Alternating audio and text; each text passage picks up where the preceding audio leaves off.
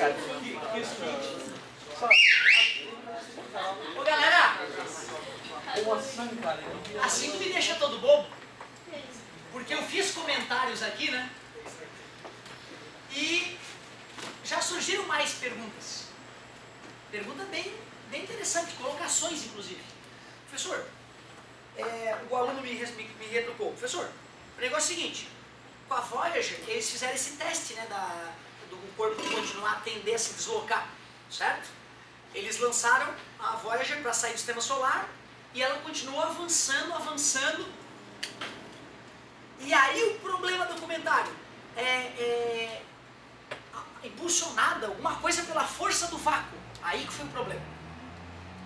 Tu vê como tu não acredita, como eu demorei 10 anos a acreditar, como tu não acredita que na natureza as coisas tendem realmente a continuar em movimento, tu já buscou uma força do além para explicar o movimento dela.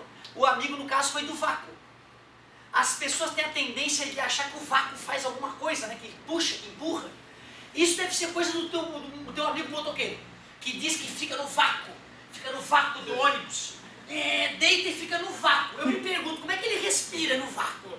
Por que ele não morre sem ar, já que ele está no vácuo? Tá entendendo? Tu vê como o dia a dia das pessoas ilude ela, né? Elas acham que estão entendendo alguma coisa e estão viajando na maionese. Vocês sabem o que é vácuo? É nada. Ausência de ar. Me diz onde é que existe vácuo.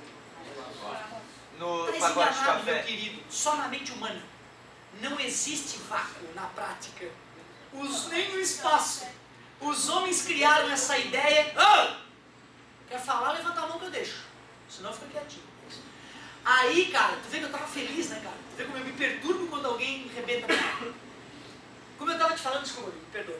Como eu tava falando, o vácuo, ele só avacalha. A falta de vácuo só atrapalha, certo? Então tu vê, mas professor, tanto tu me mentiu. Mas foi por um motivo nobre. Eu não poderia primeiro te falar que o vácuo não existe. Senão, como é que eu ia te explicar que um objeto jogado no vácuo ia andar para sempre em linha reta com velocidade constante? Sacou? Na verdade, o que existe no espaço interestelar é muito pouca matéria e muito pouca radiação.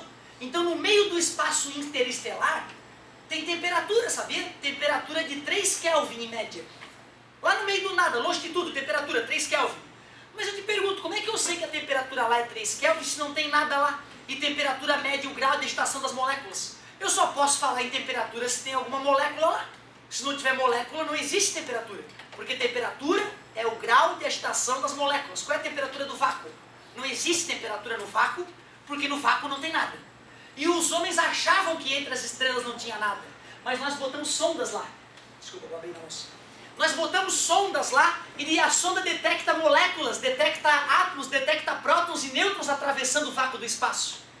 Resumindo, se eu de fato jogasse o giz de forma que ele não ficasse mirado para nenhuma estrela, galáxia ou planeta, depois de bilhões de anos ele começaria a sofrer uma desaceleraçãozinha por receber choques de algumas partículas que acabassem cruzando o caminho dele.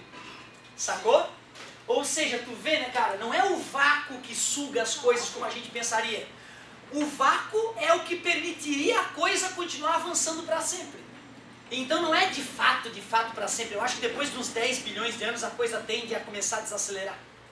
Mas 10 bilhões de anos para a existência humana é o infinito, cara. Pelo amor de Deus.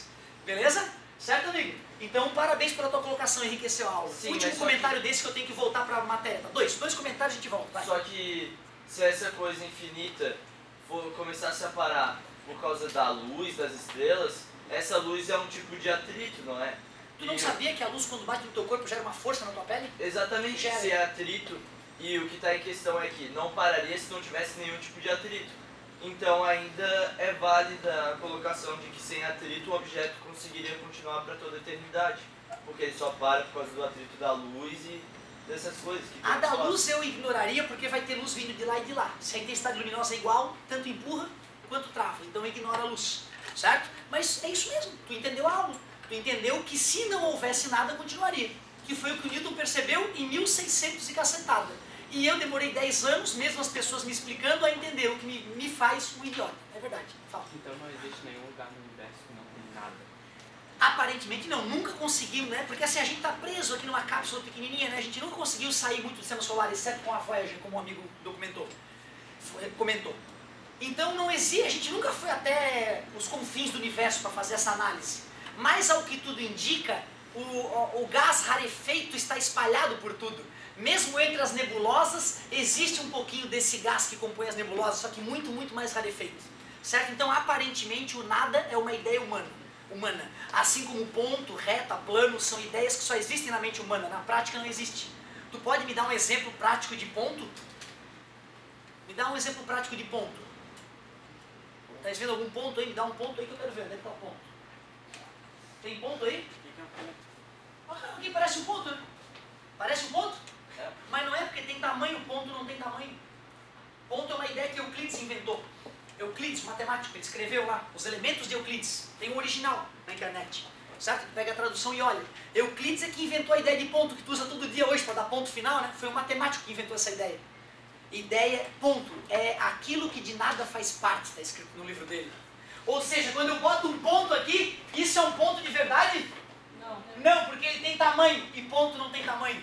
Eu fiquei chocado quando eu descobri que ponto não existia na prática, que só na mente humana existia. Me dá um exemplo de reta. O que tu acha que é uma reta aí? Poderia dizer essa linha, né? Poderia dizer aquela marca ali? Poderia dizer aquela linha? Isso aqui, professor, olha esse friso, isso aqui é uma reta. Caramba, reta não tem espessura, isso aqui tem espessura. Reta só existe na mente humana. O que existe na vida real são representações de reta, não retas. Que viagem, né? Loucura isso, mas deixa pra depois. O amigo ia fazer o último comentário pra gente poder avançar. Quando eles dizem que o avião, tipo, a cabine do avião é pressurizada com vácuo e tal, o que isso quer dizer? É só uma invenção? Cara, não é só uma invenção, é uma destruição da física. É uma destruição da física. Porque quando a gente vai para a parte alta da atmosfera, a pressão diminui, não aumenta. Quando tu afunda na piscina, teus ouvidos doem porque a pressão aumenta. Aí tu, ai meu ouvido, aí tu sobe, a pressão diminui. E a gente mora numa piscina de ar, então a gente já está no fundo dela. Quer dizer que quando eu vou para cima, a pressão cai. E o meu pulmão só sabe respirar direito com essa pressão aqui debaixo da atmosfera. Então quando eu vou colocar a galera encapsulada num avião lá em cima, eu pressurizo, eu jogo mais ar dentro da cabine e deixo fechadinho, para esse gás não vazar, para as pessoas respirarem normalmente. Se dá uma rachadura nesse cilindro que é o avião, aí esse gás pressurizado vai vazar porque lá fora a pressão é menor, as pessoas vão ter a tendência de desmaiar por causa da baixa oxigenação.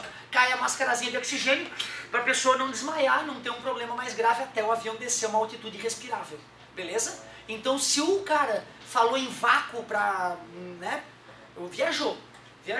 E quando a gente fala em vácuo, na verdade a gente está querendo dizer uma região com menor pressão que a outra, não ausência de matéria. Ou seja, o motoqueiro se sente puxado pelo vácuo porque o ônibus na frente dele está separando a camada de ar que bateria com força na cara dele. Agora menos ar bate na cara dele. Diminui o atrito. Agora não tem vácuo sugando ele, que ele pararia de respirar, morreria o motoqueiro antes de bater na traseira do ônibus.